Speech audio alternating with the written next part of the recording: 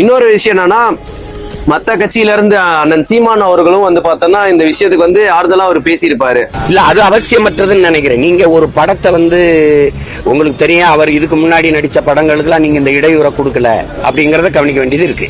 இப்ப கோட்டுக்கோ அல்லது லியோக்கோ இந்த இடையூறு வரல.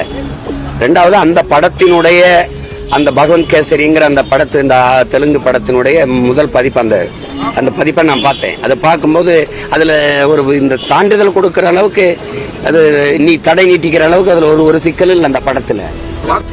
இன்னைக்கு ஆறுதலா பேசுவாரு, நாளைக்கு எப்படி பேசுவாருன்றது இல்ல, அதே நாளைக்கு எப்படி பேசுறது அது. ஆனா நான் என்ன நினைக்கிறேன், திரையில் வர்ற ஜனநாயகனை பத்தி நீங்க பேசுறீங்க, தரையில நிக்கிற ஜனநாயகன் நான் இருக்கேன், என்னை பத்தி நீங்க கவலைப்பட மாட்டேங்கிறீங்க. ஒரு விஷயம் என்னன்னா, அன்னைக்கு பேசும்போது அவர் டைரக்டர் சீமானா பேசியிருந்தாரு. ஓப்பனா அன்னைக்குதான் ஒரு டைரக்டர் சீமானா பேசியிருந்தாரு. சென்சார் பிரச்சனையில வந்து, அதுவும் இல்லாம திரு அமீர் அவர்களும் பேசியிருந்தாரு.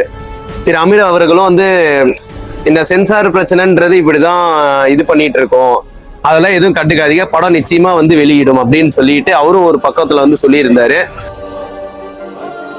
அதுக்கப்புறம் வந்து பாத்தோன்னா மாண்புமிகு முதலமைச்சர் மு.க. ஸ்டாலின் அவர்களும் வந்து பார்த்தோன்னா இந்த விஷயத்த அவர் சொல்லியிருந்தாரு. ஸோ இப்போ வந்து பிஜேபி வந்து பார்த்தோன்னா ஆர்எஸ்எஸ்க்கும் இடிக்கு அந்த மாதிரி போயிட்டு இருந்தது. இப்போ சென்சார் போர்டு வேலை போயிருச்சு அப்படின்ற மாதிரி அவரும் அவரோட கருத்தை வந்து பதிவிட்டாரு.